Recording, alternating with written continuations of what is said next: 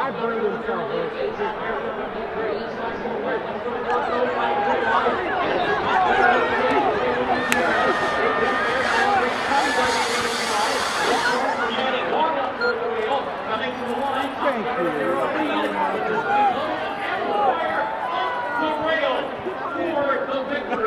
know, at one point I didn't think I was going to get there in time. I thought I was going to come up just a little short.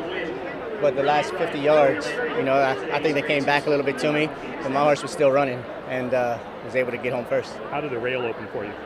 Well, you know, I turned in the middle of the track, I think, when we first came in the straight, and I was trying to work my way to the outside. Last time I rode him, and I thought he would maybe rather outside, but then seemed like everybody in front of me kind of kept floating a little bit out. So then I had no choice but to angle in and hope for the best. Was there a problem with the rail during the day today that you guys could see, Corey? I couldn't see it. You know, I've seen horses win 2 or 3 off of it. Nobody gets right on it, but you know, I didn't see everybody just circling out way in the middle and winning. I thought it was pretty fair. And the pace, was pretty honest. Certainly, that second quarter they really, was cooking right.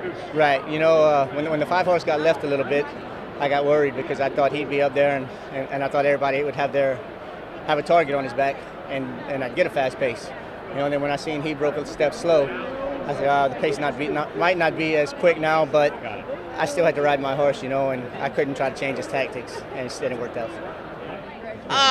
This is what we do. When it says Breeders' Cup time, that purple shows up, and we come to life.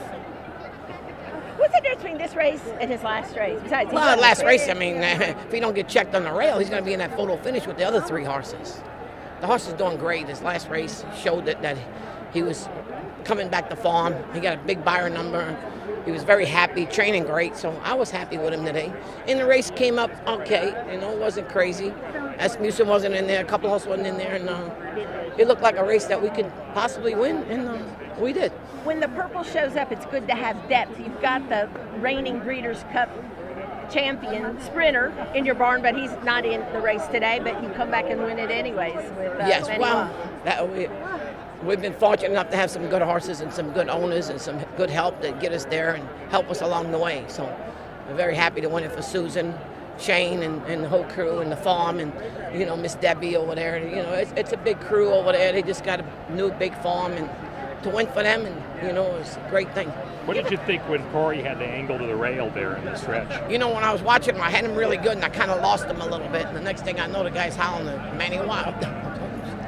That was me. You've had this horse for a long time. He's been real honest, but to break through and have a signature this horse made over $300,000 or whatever he made the hard way. I don't remember the number, maybe more. But he had some very unlucky races. The year before last, he should have won the Breeders' Cup. If you go back and watch it, he gave the spot up to whatever that horse's name of Ron Moquette's horse. I'm a winner that day. Yeah, he's going to win that day. We gave the spot to Whitmore. Anyway, that's the way I saw the race.